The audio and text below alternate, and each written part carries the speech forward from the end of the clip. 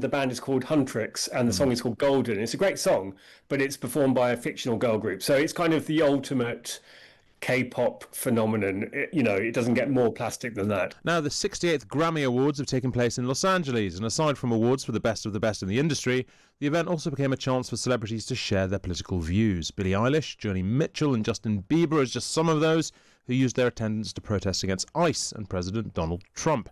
Well, the Times' pop and rock critic Will Hodgkinson joins me now. Hello, Will. Hi, Hugo. Before we get into the politics of all this, the awards themselves were significant. What were the standout wins of the night? Olivia Dean, who is a British 26-year-old singer who probably you could be forgiven for not having heard of until recently.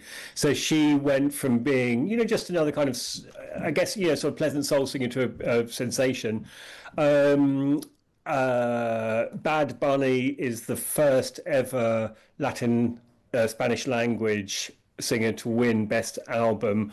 Kendrick Lamar won the most Grammys of any rapper, beating Jay-Z's 26 awards. So I'd say they're the three big stories. And apparently, I'm told it was a big moment for K-pop as well. K-pop because of a band that doesn't actually exist, which is from K-pop Demon Hunters, and the band is called Huntrix, and the song is called Golden. It's a great song, but it's performed by a fictional girl group. So it's kind of the ultimate K-pop phenomenon. It doesn't get more plastic than that. Yeah, I have teenage daughters. I am sadly familiar. Look, you mentioned Bad Bunny, the first Spanish language album to win. He also used his award speech to criticise Trump's immigration crackdown. What did he say? Well, he said we're not savages, we're not animals, we're not aliens, we are humans, and we are Americans. And he was protesting against the methods, essentially. So he has come to represent something much bigger than himself, and I think the Grammys does do this. If you remember last year, it was quite subdued because it had just been after the California wildfires, and it seems rather tasteless to be too celebratory.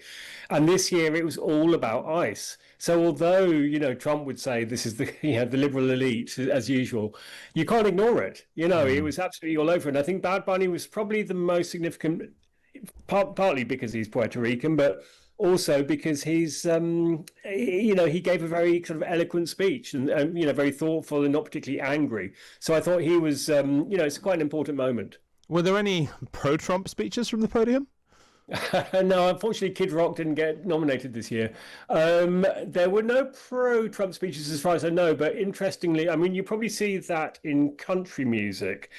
And there's a character called Jelly Roll who said that he's going to say something next week about his views on the way the country is going, but he didn't actually say it there and then. So we'll have to wait and see, what he says. But country music tends to be the most conservative, MAGA supporting genre. Presumably when you start getting people speaking out against a Republican president in country music, that becomes a hugely big deal. I'm old enough to remember the Dixie Chicks.